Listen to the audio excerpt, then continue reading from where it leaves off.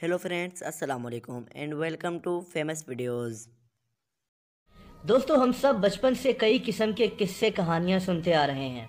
जैसे चांद पर कोई बूढ़ी औरत चरखा चलाती है, या फिर कोहकाफ के किस्से, या फिर ड्रैकुला के किस्से। ड्रैकुला एक ऐसे वैम्पायर को कहा जाता है जो इंसानों का खून पीता है। इसके नोकीले लंबे दांत और डरावना चेहरा बचपन से ही हम सबको डराता आ रहा है। ड्रैकुला के ऊपर कई फिल्म्स और नॉवेल्स लिखे जा चुके हैं, लेकिन क्या आपने कभी सोचा है कि ये किस्से कहानियाँ दरअसल कहाँ से शुरू हुए? क्या इनमें कोई हकीकत है या ये सब किस्से कहानियाँ ही हैं? इस वीडियो में मैं आपको ड्रैकुला की हकीकत बताऊंगा। क्या वाकई में ऐसा कोई इंसान तारीख में मौजूद था और ये लफ्ज़ ड्रैकुला दरअसल कहाँ से शुरू हुआ? दोस्तों, वैसे तो वैम्पायर्स के किस्से कहानियों की तारीख कई 100 साल पुरानी है। खास तौर पर यूरोप में 17वीं सदी में लोगों को वैम्पायर ऑब्सेशन थी। यूरोप में लोगों को वहम हुआ करता था कि उनके इलाके में कहीं नोकीले दांतों वाला वैम्पायर रहता है जो रात होने पर उन पर हमला कर देगा। लेकिन ड्रैकुला का किरदार दरअसल पहली बार आयरलैंड से ताल्लुक रखने वाले मुसन्निफ ब्रैम स्टोकर ने तख्लीक किया था। ड्रैकुला इसी शख्स के एक नॉवल का नाम था। ये हॉरर नॉवल 1897 में यानी 1897 में शाया किया गया था। यहीं से दरअसल वैम्पायर और ऐसी कई कहानियां चल पड़ी जिनके ऊपर बाद में कई किताबें लिखी गईं और कई फिल्म्स भी बनाई गईं। लेकिन क्या ड्रैकुला दरअसल ब्रैम स्टोकर नामी मुसन्निफ का तख्लीक शुदा सिर्फ एक किरदार था और इसका हकीकत से कोई ताल्लुक नहीं था?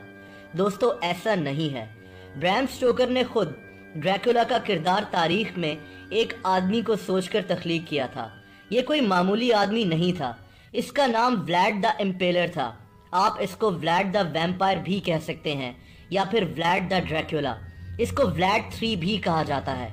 दोस्तों, व्लाड द इम्पेलर 1431 में वेलेशिया नामी एक सल्तनत में पैदा हुआ। यहाँ आज रोमानिया कायम है। व्लाड की पैदाइश के 5 साल बाद इसका बाप इसी सल्तनत का बादशाह बन गया। इसके बाप को 1436 में वेलेशिया की बादशाहत मिली थी। यूं व्लाड वेलेशिया का शहजादा बन गया। इसके बाप का नाम ड्रैकुल था। यहीं से ड्रैकुला का कॉन्सेप्ट आया है। रोमानियन जबान में ड्रैकुल का मतलब ड्रैगन होता है। यहाँ आपको ये भी बताता चलूं कि वेलेशिया नामी इस सल्तनत का खात्मा 1859 में हुआ था और अब ये सल्तनत रोमानिया का एक हिस्सा है। व्लाड, जो कि ड्रैकुल बादशाह का बेटा था, को ही दरअसल ड्रैकुला कहा जाता है और यही वो शख्स है जिसको सोचकर ड्रैकुला का किरदार बनाया गया था। लेकिन व्लाड को ही सोचकर ऐसा किरदार क्यों तख्लीक किया गया? दोस्तों, व्लाड की तारीख बेहद खौफनाक है। मैं शायद इस वीडियो में आपको मुकम्मल तौर पर वो सब कुछ ना बता सकूं जो ये शख्स करता था। कहानी कुछ यूं है कि उन दिनों वेलेशिया और तुर्क्स की आपस में जंग चल रही थी। इसी एक जंग के दौरान तुर्क्स ने वेलेशिया पर हमला किया और व्लाड और इसके बड़े भाई को कब्जे में ले लिया। व्लाड और इसके बड़े भाई ने अपना सारा बचपन कैद में ही गुजारा था, लेकिन फिर इनको रिहा कर वापस वेलेशिया भेज दिया गया, जहां इसके बाप के तख्त पर किसी और ने कब्जा कर लिया था। व्लाड अपने बाप के पुराने वफादार गुलामों के साथ मिलकर इस शख्स के खिलाफ लड़ा और इससे तख्त छीन लिया। यूं व्लाड द इम्पेलर 1448 में यानी 1448 में सिर्फ 17 साल की उम्र में वेलेशिया का बादशाह बन गया। बादशाह बनने के बाद इसने खौफ की वो दास्तानें कायम की जिनको सोचना भी मुश्किल है। ये अपने दुश्मनों और अपनी अवाम को एक डर में रखना चाहता था ताकि इसके खिलाफ कभी कोई बगावत का सोच भी ना सके। ये अपने दुश्मनों को खाने पर अपने साथ बिठाता और वहीं टेबल पर उनको उबलते हुए पानी में जिंदा डाल दिया करता था। लेकिन ड्रैकुला को इस शख्स के साथ इसलिए रिलेट किया जाता है क्योंकि इसको अपने दुश्मनों के खून में ब्रेड का टुकड़ा डालकर खाने का बेहद शौक था और यहीं से ड्रैकुला का कॉन्सेप्ट सामने आया। ड्रैकुला दरअसल सिर्फ एक नॉवल का फर्जी किरदार था, लेकिन असल में व्लाड ड्रैकुल नामी इस बादशाह को जहन में रखकर मुसन्निफ ब्रैम स्टोकर ने ड्रैकुला का किरदार तख्लीक किया था। दोस्तों, व्लाड द इम्पेलर या व्लाड द ड्रैकुला 3 बार अपनी बादशाहत से महरूम भी हुआ। जब ये आखिरी बार बादशाह बना तो वेलेशिया पर हंगेरियन फौज ने हमला कर दिया اور اس ظالم شخص کو قبضے میں لے لیا گیا، لیکن اس کو اس کی فوج نے چھڑا لیا۔ 1476 میں یہ ہنگیرین فورسز کے خلاف ہی لڑتے ہوئے ایک جنگ کے دوران قتل کر دیا گیا۔ جیسا کہ میں نے آپ کو بتایا کہ ولیشیا سلطنت کا اب نام و نشان نہیں ہے، لیکن آج اس جگہ پر رومانیہ آباد ہے۔ ولیڈ دا امپیلر یا ولیڈ دا ڈریکولا رومانیہ میں بے حد مشہور کردار ہے۔ اس ظالم بادشاہ کی ظلم کی داستانیں رومانیہ میں اس قدر مشہور ہیں کہ ولیڈ کا مطلب ہی شیطان تصور کیا جاتا ہے۔ کہا جاتا ہے کہ اس نے تقریباً 1,00,000 لوگوں کو ٹارچر کر کر موت کے گھاٹ اتارا تھا۔ دوستو انٹرسٹنگ بات یہ ہے کہ کچھ تاریخ دان اس بات سے اختلاف بھی رکھتے ہیں۔ ان کے مطابق آئرلینڈ سے تعلق رکھنے والے مصنف برام سٹوکر نے ڈریکولا کا کردار دراصل آئرلینڈ کے ہی ایک بادشاہ کو سوچ کر بنایا تھا۔ آئرش تاریخ کے مطابق اس بادشاہ کا نام ابرٹیک تھا۔ یہ 7ویں صدی کا ایک بادشاہ تھا جو کہ بونا تھا۔ کہا جاتا ہے کہ یہ بونا بادشاہ ایک جادوگر بھی تھا اور اپنی عوام پر بے حد ظلم کیا کرتا تھا۔ اس کے دانت بھی نوکیلے تھے اور اس کو خون پینے کی عادت تھی۔ اس بادشاہ کو اس کے پڑوسی ملک کے بادشاہ نے حملہ کر کر قید کر لیا تھا اور اس کو زندہ چنوا دیا، لیکن یہ وہاں سے بچ نکلا۔ کہا جاتا ہے کہ اس کو پھر الٹا لٹکا کر چنوایا گیا اور یہ وہیں مر گیا تھا۔ لیکن زیادہ تر تاریخ دانوں کا یہی کہنا ہے کہ ولیڈ دا امپیلر یا ولیڈ ڈریکولا ہی دراصل وہ ڈریکولا ہے جس کے قصے کہانیاں ہم سب بچپن سے سنتے آ رہے ہیں۔